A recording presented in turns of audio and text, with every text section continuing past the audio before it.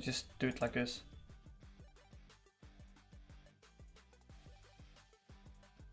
Yeah, so we're gonna read some random papers again. And the reason I'm doing this is just to oh, I need to show the entire screen, right? But the reason I'm doing this is just to get good, basically. Doubt anyone is viewing yet, but yeah. So we're gonna read random papers, and we're gonna start with the morning paper again because it's just good quality blog post usually. And they also have like a big backlog of interesting stuff. And what these guys do, it's just summarizing the papers, right? So, challenging common assumptions in the unsupervised learning of disentangled representations. And like his papers are all over the place. It's from security to machine learning to like how to build a data center. And they're usually all interesting, so. It's he's still doing the list of like this one institution puts out 600 papers last year, but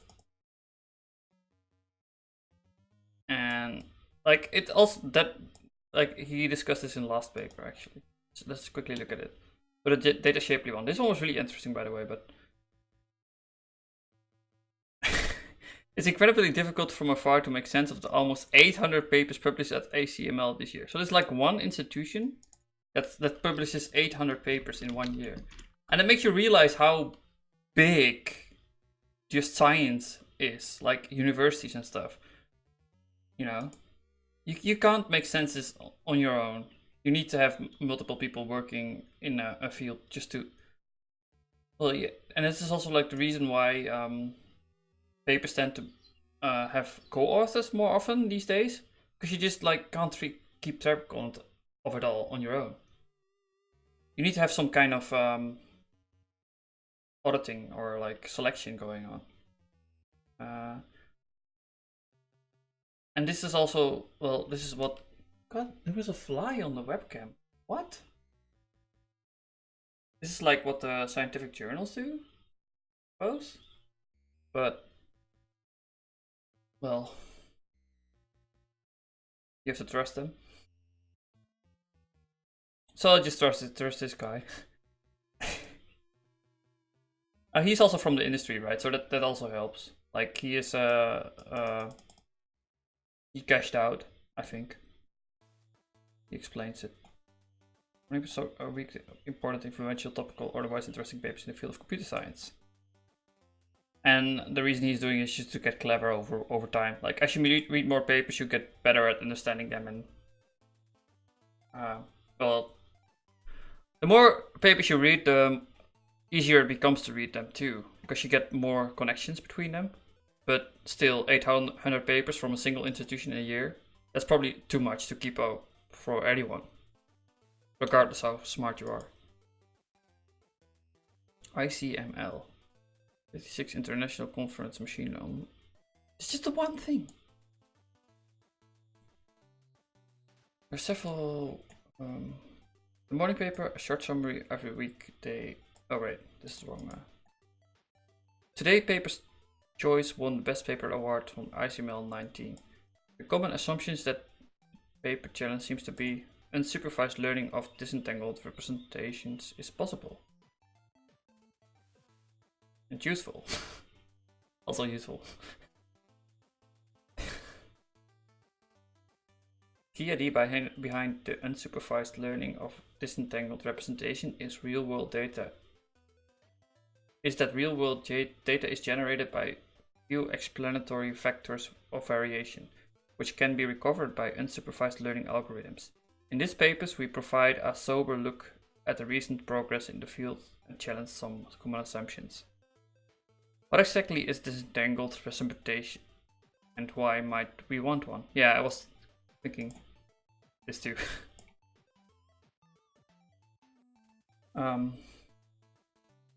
Put the disentangled part on to one side. Oh, I need to open the chat too. Don't forget chat. So yeah, yesterday we had a bit of chatting going on, which is nice. But it's still there. Blah blah blah blah blah. I like that. Surfer not responding.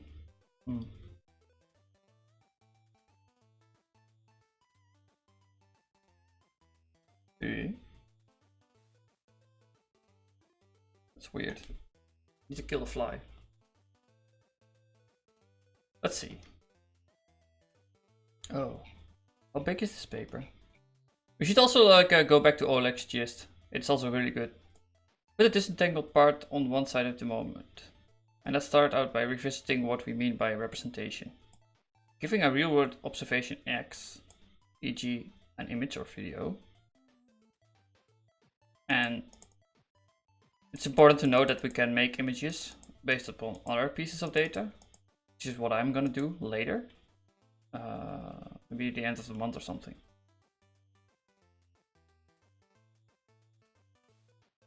Yeah, we'll see. Maybe I need to do reservation stuff first though.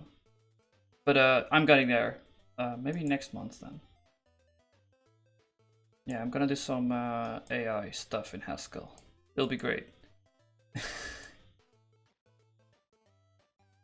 And I can do it in Haskell because someone has done the heavy lifting for me. Hey man! No, I just got here from, well, Case of Kutsap. I program in Haskell. I like to program in Haskell. What book would you recommend for a guy who comes from college course of C and C++? Not sure. I did the course.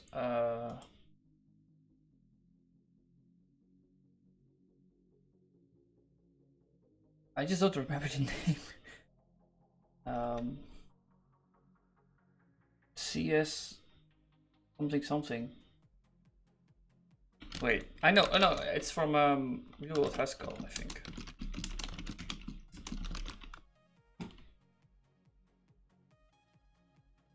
Oh, this is a book. No, there was one how to learn Haskell. There's like a GitHub or something. Oh god. Yeah, this one. And then they link to the course, right?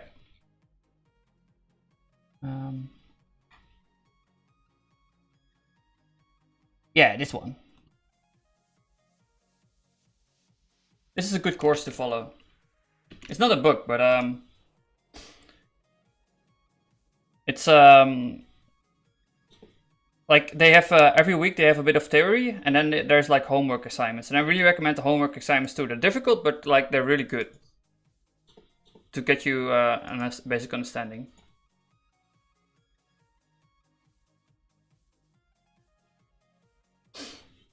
Maybe like on Saturday, I'm maybe gonna. I'm not sure. No, I don't think I'm gonna do this one, but I'm gonna do like some tutorials on Haskell and just like walk through it.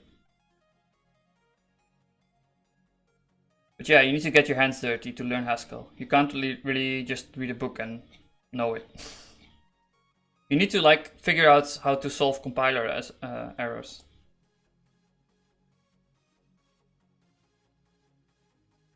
I should link this course, by the way, in my chat. Or in my panel, maybe. Or maybe this entire thing.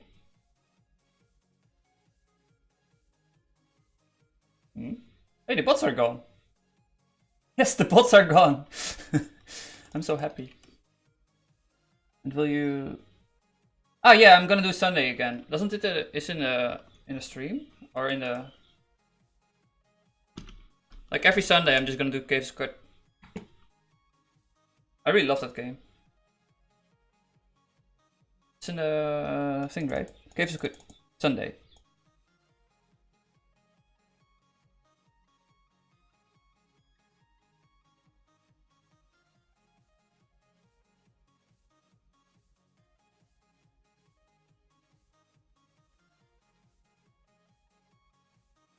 Yeah, let's link this actually. This is good.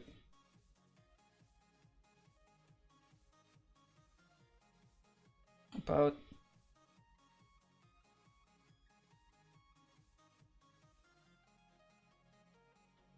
No. I want to do this one.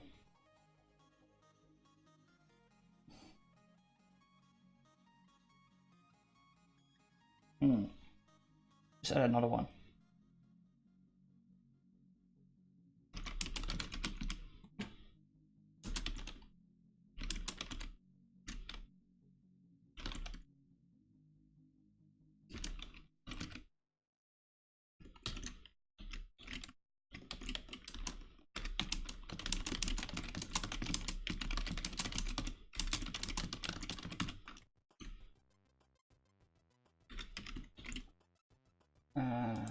This one.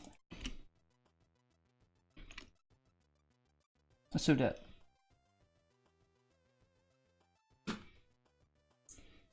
Okay, let's go back to the paper, morning paper thing. So, what is exactly a disentangled representation? Put a disentangled chart. So we're gonna just start with representation itself. Given a real-world observation X, e.g., an image or video, or just like sound, whatever, right? A representation Rx is a transformation of X, typically lower dimensional space, in order to be useful, that somehow preserves the salient information in the X so that we can still use Rx to extract useful information about the input. So it's a morphism. Building classifiers. Like, it's just a morphism that may lose information, but it shouldn't lose information we care about, if I understand it correctly. Yeah, so we can, it's basically, we just drop a bunch of information, right? It's a filter, maybe. That's another way of thinking it. Rx. As a trivial example, suppose we had real-world observation consisting of 1,000 points of sampled from a straight line. A good lower value representation would be a gradient intercept tuple. Of course, real-world examples are much more complex than this. Yeah, you're still losing information, right? These points have more information than, what is it? Gradient intercept. Right, maybe like a frequency or something?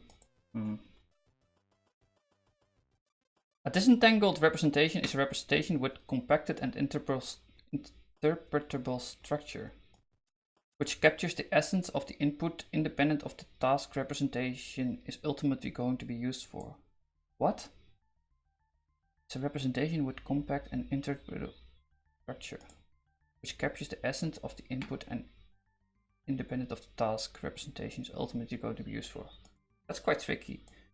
Even in my contrived straight line example, what looked to be great representation would be useless if the tasks turned out to be calculating the... Oh my god, I can't follow up. With a compact and interpretable structure,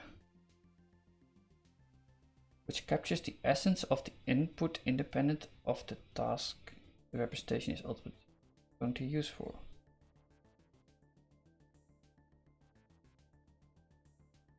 It's like JSON or something? What do you...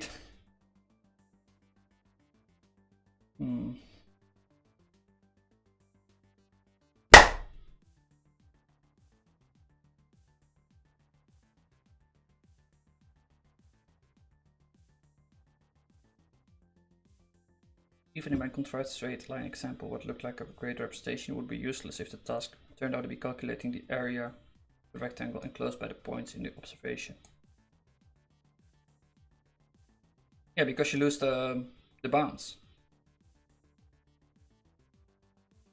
It's compacted and interpretable structure. Independent of the task the representation is. Right, so your representation failed because it was independent of the task you wanted to do. But they're saying here that it may be useful in unsupervised learning. Well, there's no single formalization notion of disentanglement. Well, there's no single formalized notion of disentanglement yet, which is widely accepted. Well, you could use epistemic logic, right? Modal logic with possible worlds. Hi, Dimitar. Key intuition is that disentangled representation should separate this distinct information, factors of variation in the data. Change in a single underlying factor or variation should lead to the change in the single factor in a learned representation. What? Which is widely accepted. The key intuition is that disentangled representation should separate the distinct information factors of a variation in the data. A change of a single underlying factor or variation should lead to a change in a single factor in a learned representation. Right. Seems reasonable. State of the art for representation learning centers around you can learn this stuff. Variational autoencode. Right! Oh, I've seen this before. Using one deep neural network to learn the representation, and another one to attempt to reconstruct the original input from representation. The representation Rx is usually taken as a mean of approximate the posture of the first encoding. Autoencoders.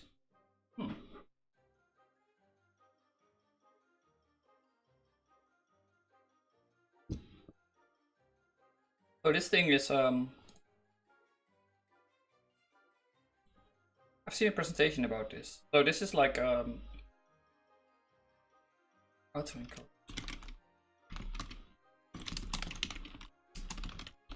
I have it vague in my mind, but I don't really know how to explain it. But it's a known thing. We just like have some input and then oh my god.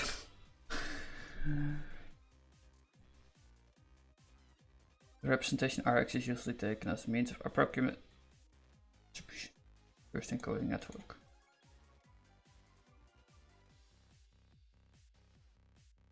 In theory, disentanglement is impossible.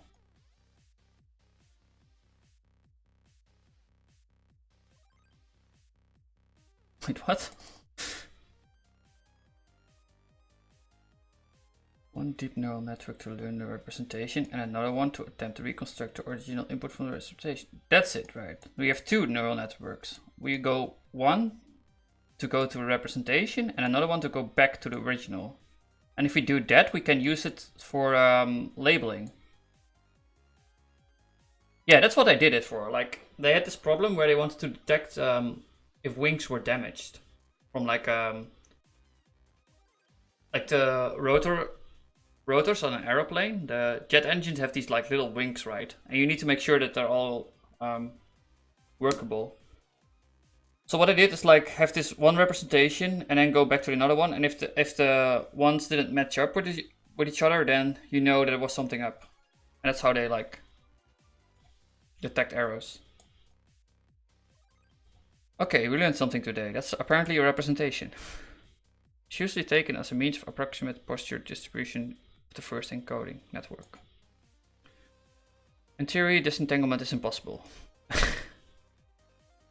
But your entire paper is about it. Jonesing, common assumption about unsupervised learning of disentangled representation. And you're saying it's impossible here. We theoretically prove that perhaps unsurprisingly the unsupervised learning of a disentangled representation is fundamentally impossible without inductive biases both on considered learning approaches and the datasets.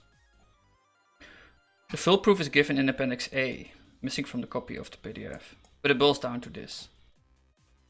Denote any distribution which omits the density of PZ law. Then there exists an infinite family of bijective functions f. What? This is too much for me, man. Pi. It's like multiplying with itself. Something. It needs to be 1. No, I is 1 times pzi. And d, what is d? D needs to be bigger than 1. Z has type equality to P? No, that doesn't seem right. I don't know what this means. It's an infinite family of bijective functions f. Set blah. Almost everywhere for all I. Ah, okay, nice. He's gonna give an interpretation. Given all the possible ways we could decompose input factors, whatever representation we ultimately choose, there is some other representation in which we change the dimension in the first impact, all of the dimensions to the second. They are entangled.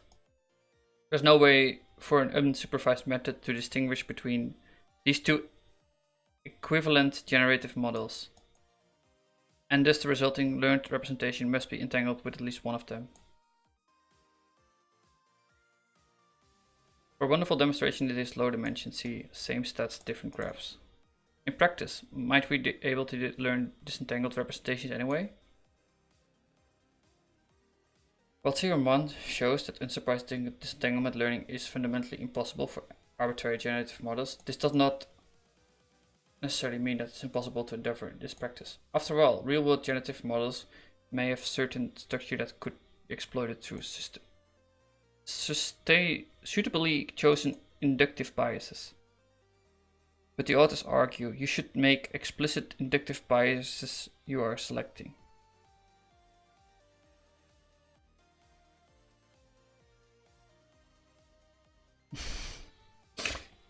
Okay, they prove it's impossible to do without, and then they say like, okay, you can still do it. You can just use a bias and then everything is fine.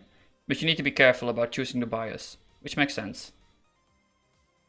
To investigate all of this, the authors take 6 recent unsupervised disentanglement methods, train them over 7 different datasets, and evaluate them using 6 different disentanglement measures. The result is a corpus of more than 10,000 trained models. The library used to train and evaluate these models, disentanglament-lib, has been made available, blah. After training, each model is evaluated by taking 50 different random seeds. Okay, what's the point, man? Let's just look at the results. I don't care. Nice posterior shame about the mean. Most of the considered matches use a mean vector of Gaussian encoder as the representation rather than the sample. Mean representation turns out to be mostly correlated with regularization strength. What the fuck? I don't know what this means. Hyperparameter?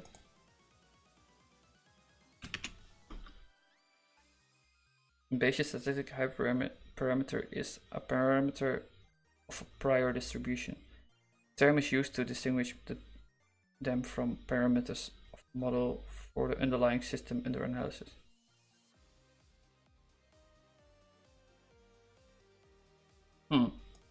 Right, so it's like input parameter.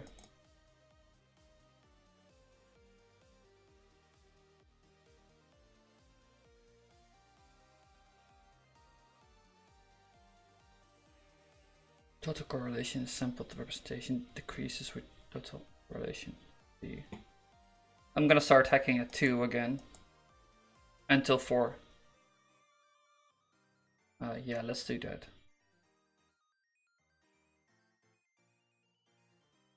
Okay, I don't know what they got at. Future words and disentanglement should make explicit the roles of inductive biases and supervision. We need to look further in the usefulness of disentangled representations. Maybe they perform better on other criteria such as interpretability and fairness. Each to draw spurious conclusions from experimental results if you only consider a subset of methods, metrics and datasets. Future work should perform experiments on a wide variety of datasets to see whether the conclusions and insights are generally applicable. Okay, let's look at Oleg's thing again.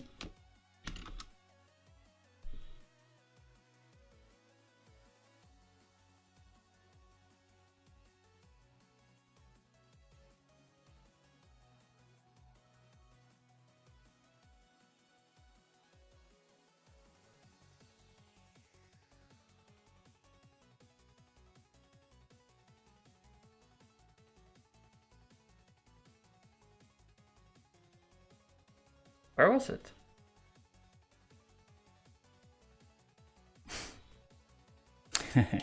Nobody responded, man.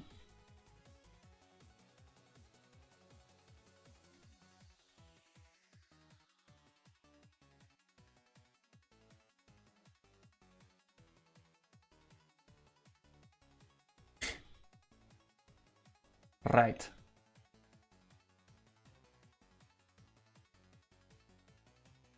So we already read this yesterday. Maybe we should do it again. No, I don't want to. So basically, he's going to use type level magic to create a CS3 parser. Also a bit of generics here. Column names are hacked around because it's annoying to do in generics, apparently. The one piece left the actual encoding function. You should notice that the implementation we encode, we don't care much about the fact that facts of the same length for each record encode. Implementation would work even if class T record were text. Fancy types are here to help users of libraries write correct by construction instances. I really wonder what these fancy types are though. Like he keeps talking about them, but is it just like using these language extensions? Because that's not that fancy, right? That's like known stuff, I think.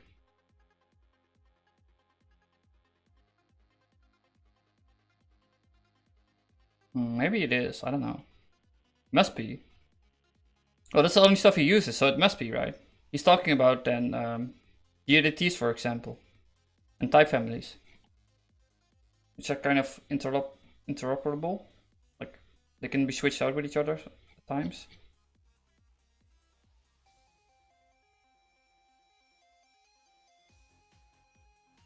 So let's see what's doing here. Add R to record R to text.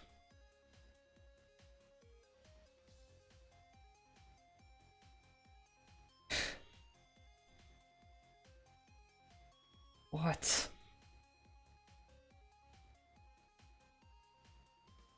Oh, this is how it uses the header.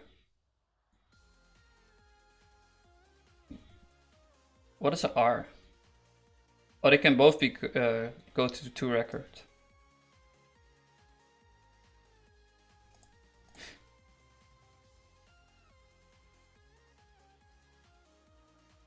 He's just using the type class function, G to record, and then pinning it down like this.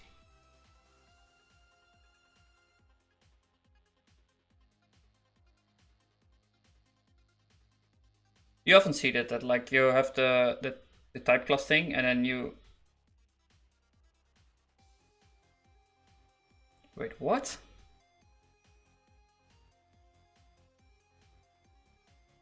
Oh, this is this Cassava one. I see.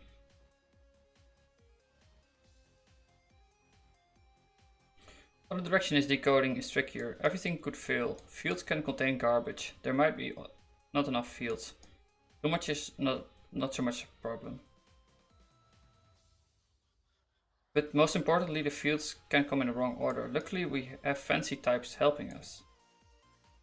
Like toField, FromField is a copy of Cassava class. Oh, he's copying it. Also, like toRecord, FromRecord is a simple class as well. Note, our library users need to deal with vector of the right size versus list of any length. We'll assume that the vector is sorted to match header columns, which could be encoded with fancier types. Generic implementation peels out the provided vector.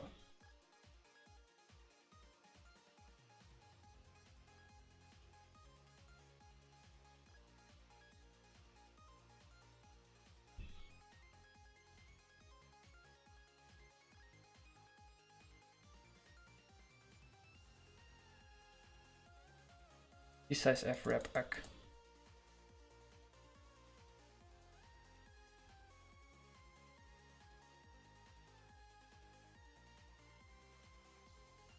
FromField.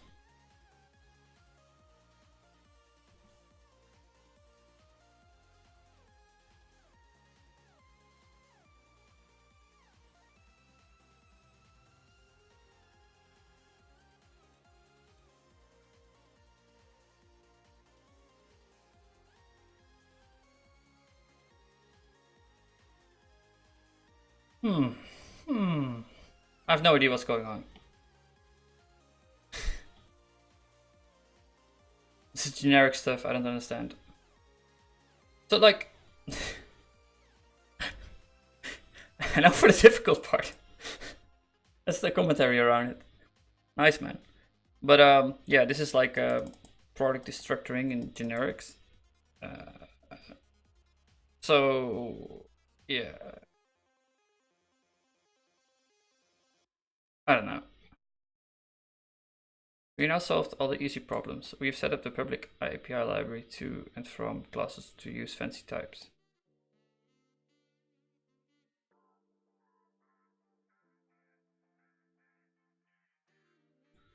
We've taken some of the burden from library users. However, the difficulty task room is still undone. Implementing decode.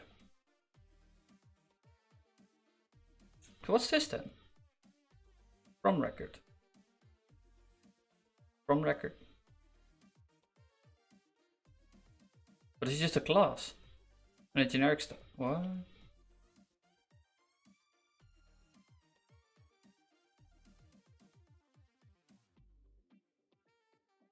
There's still enough information. We should be able to successfully extract PL.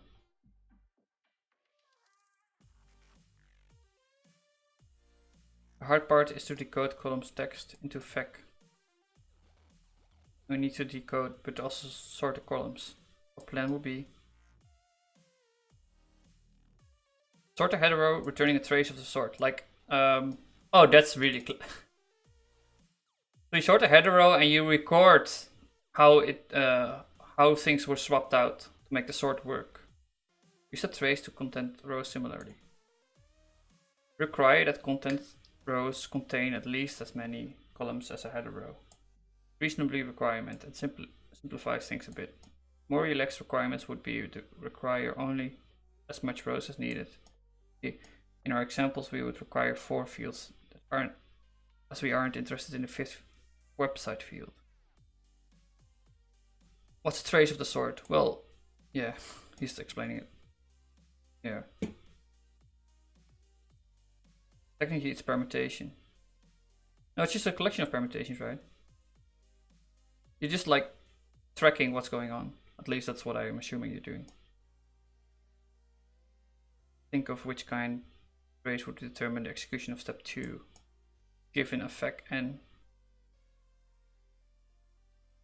You're just building a function for that, right?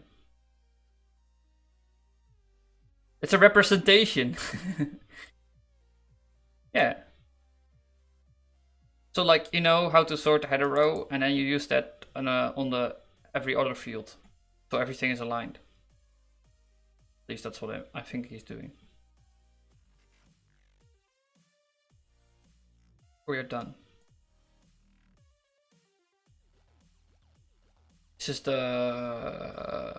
type level sorting, I think. In retrospect, that type is a combination of less than or equal, and it is a permutation inductively defined. What?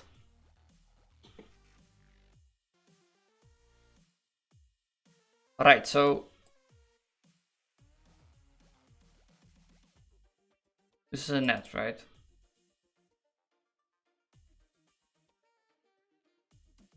Extract nm.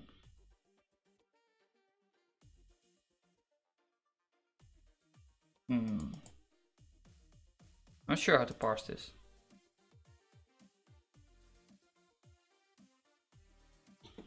Let me go deeper.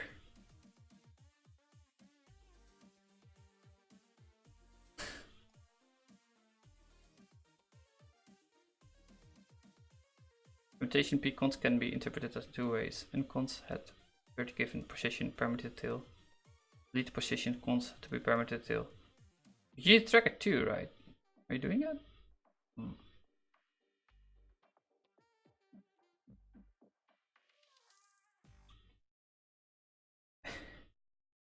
Type is a combination of less than or equal and is a permutation inductively defined predicates.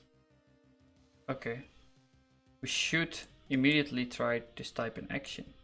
For what it's worth, the implementation of the following functions is quite restricted by their types. There are not much places where you can make a mistake. To be fair, extract and extract are written simultaneously. Extract is structurally recursive in the extract argument, and extract has just enough data to extract to make choices.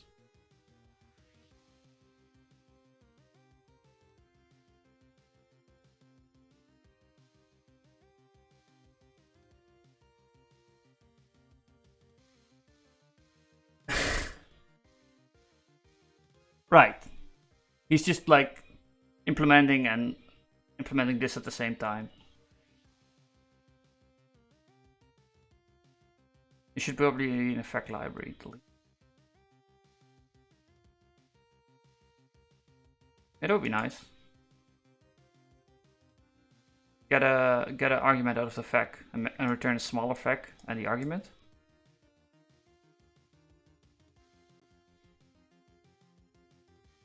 For example, given a row and a trace, we can extract the fields we want. Writing the correct trace by hand is tricky.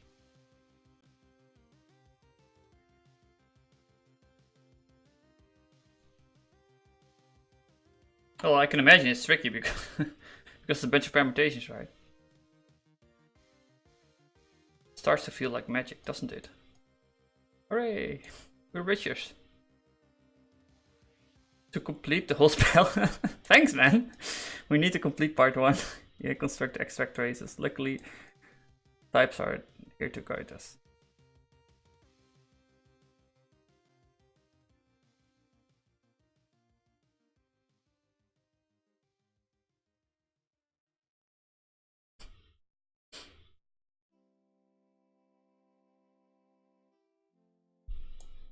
He's sorting it.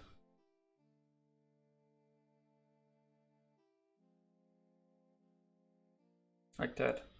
Oh.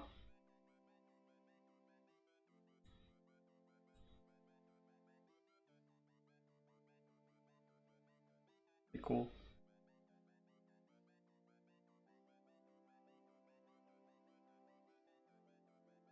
Let's try some columns. It takes some time to understand and interpret the extract values. Luckily the machine... I realize like what's happening. I think, no, he's not doing that even. Like there's a new type or a new language extension, but I don't think he's using it here. Type family type operator standalone driving. No.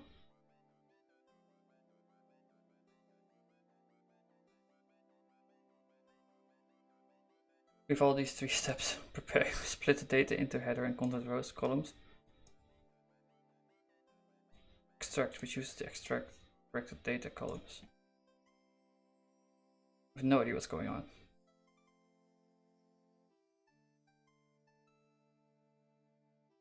Well, it took me a while to figure out the printf thing at type level, so maybe this is just how you should read these things. You know, it takes a while to parse. But I think that trace ID is really powerful. Like it's good to know you can do that kind of stuff at type level. Just keep that in mind. This is a challenging exercise. Improve the decode to real incomplete data like. Improve decode to deal with incomplete data like. But the first content row has only 4 fields, so the original decode is errors with blah. Not enough columns. The goal is to make decode succeed. There's 2 ways to solve this. Year, name, types, person, website. The website is missing. You can either use mempty or like return an either.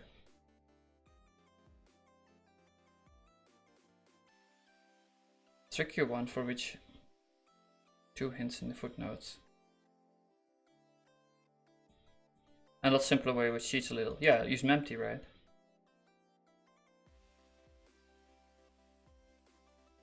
Well, are you decoding? Yeah, you're also figuring out if it's a number.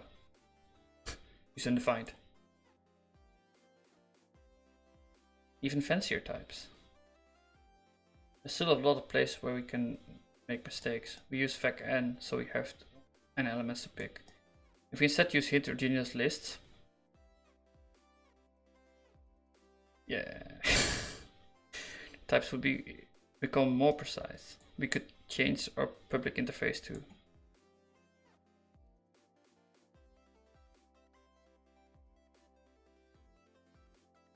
One valid question to ask is whether row types would simplify something here. Not really.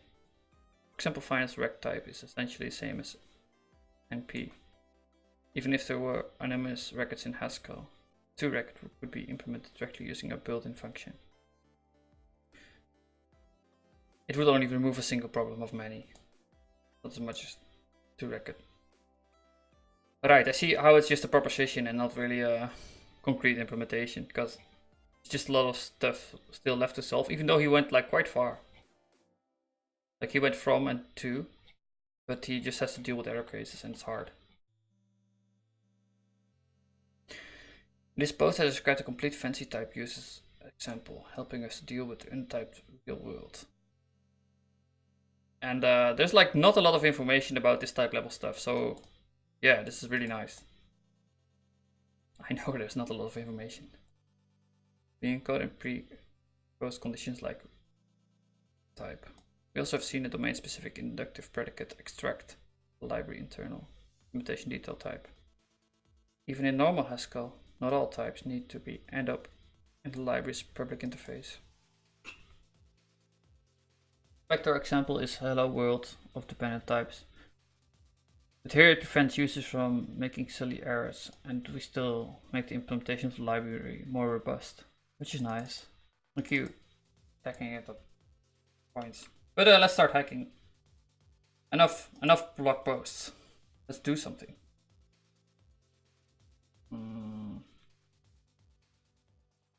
Let's see. I need to change the title. But actually I'm gonna do a coffee break first, maybe. Another one? Yeah, another one. No, I'm gonna just stop the stream and restart it then. That's a good idea.